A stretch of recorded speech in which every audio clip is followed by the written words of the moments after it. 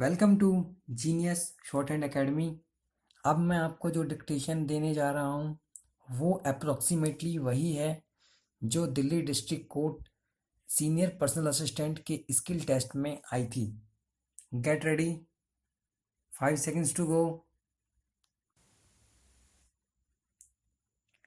Start. The President of India is the ceremonial head of state of India and the commander-in-chief of the Indian Armed Forces. The President is indirectly elected by an electoral college comprising the Parliament of India and the legislative assemblies of each of India's states and territories, who themselves are all directly elected. Although the Article 53 of the Constitution of India states that the President can exercise his powers directly or by subordinate authority, with few exceptions, all of the executive powers vested in the President are in practice exercised by the Prime Minister with the help of the Council of Ministers.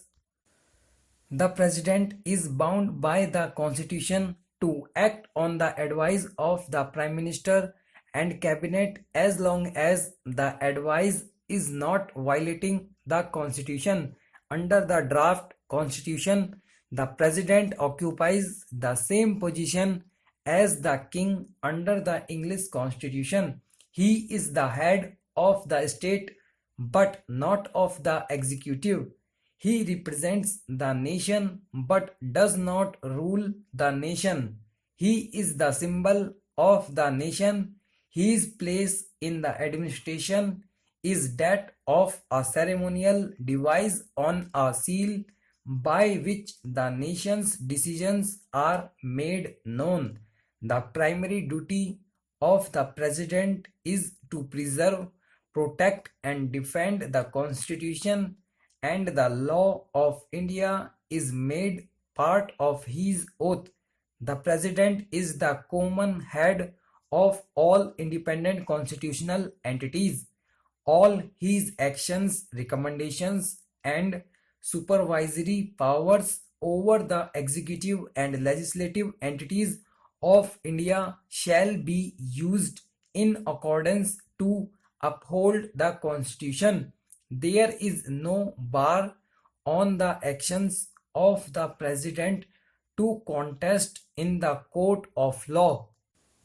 Legislative power is constitutionally vested by the Parliament of India, of which the President is the head, to facilitate the law-making process per the Constitution. The President summons both the houses of the Parliament and prorogues them. He can dissolve the Lok Sabha.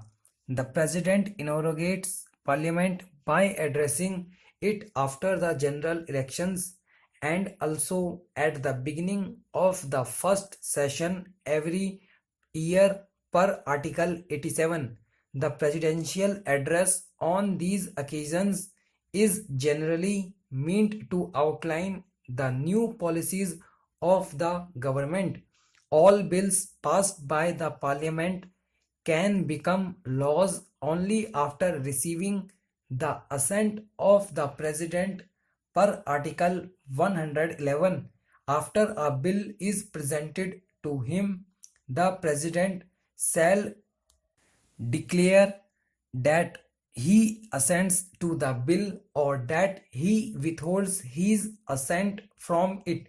As a third option, he can return a bill to Parliament if it is not a money bill for reconsideration.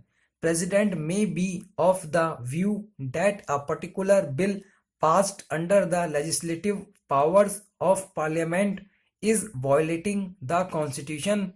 He can send back the bill with his recommendation to pass the bill under the constituent powers of Parliament following the Article 368 procedure. When after reconsideration the bill is passed, accordingly the presented to the President with or without amendments, the president cannot withhold his assent from it.